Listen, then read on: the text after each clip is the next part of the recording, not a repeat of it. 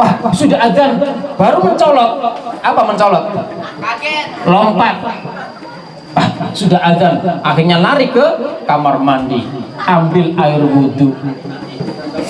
Setelah air wudhu diambil, berangkatlah ke masjid.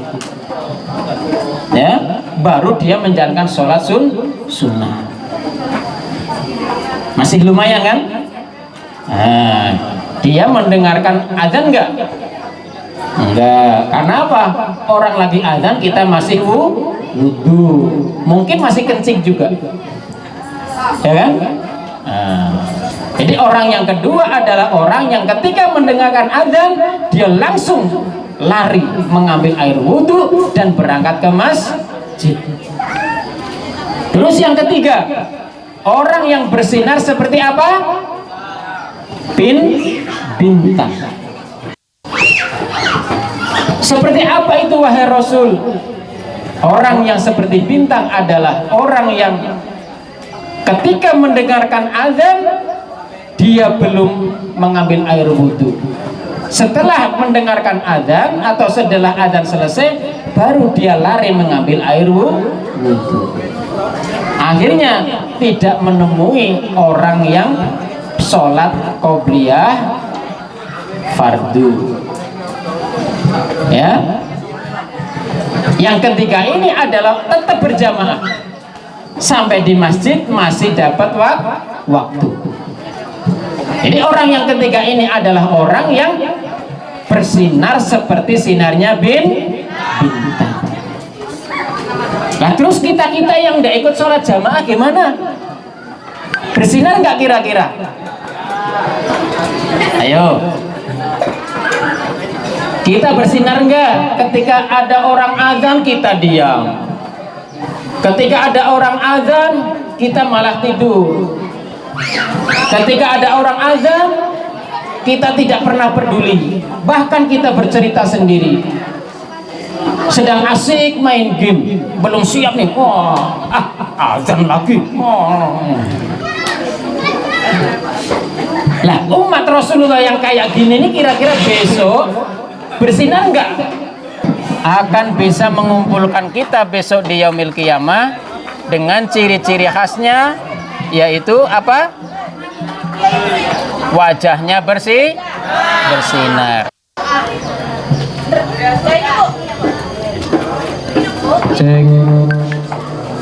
Jadi Rasulullah akan menemui kita, akan mencari kita dengan ciri khas kita bersinar.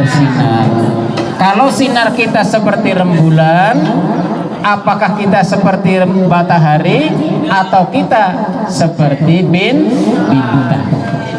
Tinggal pilih kita mau seperti apa. Jadi kalau kita ingin rembulan, ya ketika dengar azan cepat lari. Kalau kita ingin seperti matahari, maka ketika kita sudah hampir waktu masuk, kita cepat-cepat ambil air wudhu. Kalau kita masih santai-santai tetapi cepat, tidak mendengarkan azan, maka kita lari untuk mengambil air wudhu sampai di masjid baru qomat. Berarti kita masih seperti apa? Bintang. Jadi ayo kita jadikan sholat kita sebagai kebanggaan kita, sholat kita jadikan sebagai identitas kita, agar besok di yaumil qiyamah kita diperintah untuk berkumpul oleh Rasulullah.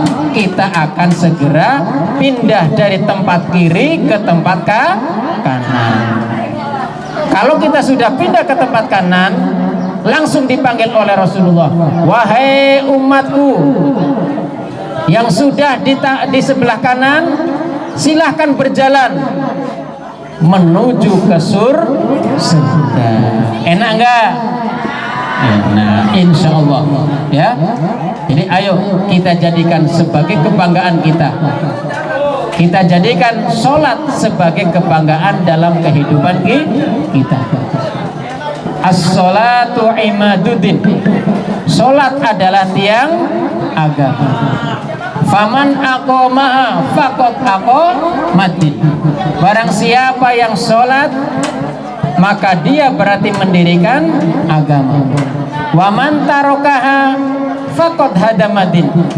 Barang siapa yang meninggalkan sholat faqad hadamatin, maka berarti dia merobohkan agama. Jadi kita jadikan Islam jaya dengan kita melaksanakan sholat. Ayo, mumpung kita masih di bulan Rajab ini, bulan yang dimana Islam mendapatkan kejayaan, yaitu mendapatkan perintah dari Allah Subhanahu wa taala melalui peristiwa Isra Mi'raj Rasulullah sallallahu alaihi wasallam. Siapa yang mau masuk surga, tunjuk tangan.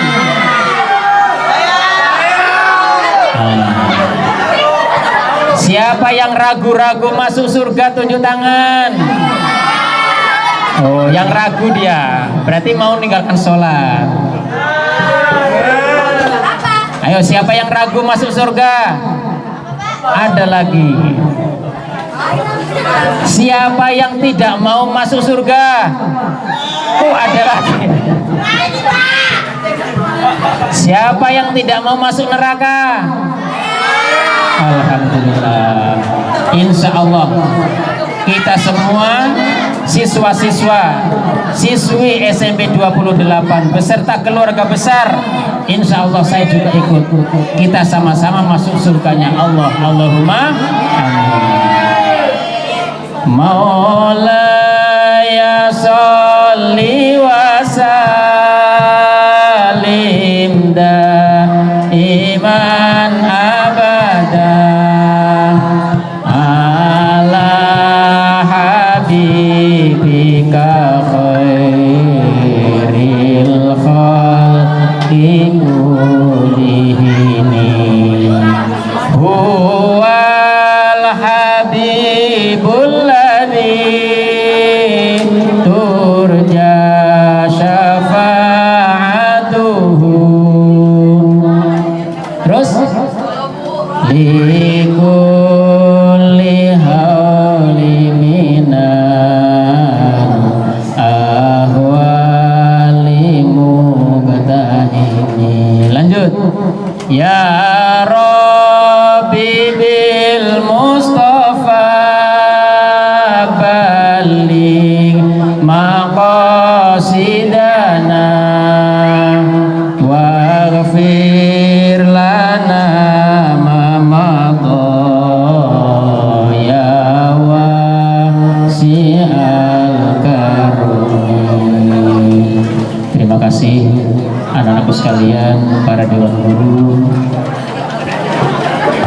atas segala waktu yang diberikan kepada kami. Mudah-mudahan apa yang saya sampaikan menjadi ilmu bagi kita semua. Allahumma amin. Dan dapat kita amalkan dan kita bisa selamat dunia dan akhirat. Allahumma amin. Wal afa minkum. Ketika ada kesalahan saya mohon untuk dimaafkan. Ada baiknya kita datangnya dari Allah Subhanahu wa taala. Wallahul muwaffiq ila aqwamit thoriq. Wassalamualaikum warahmatullahi wabarakatuh.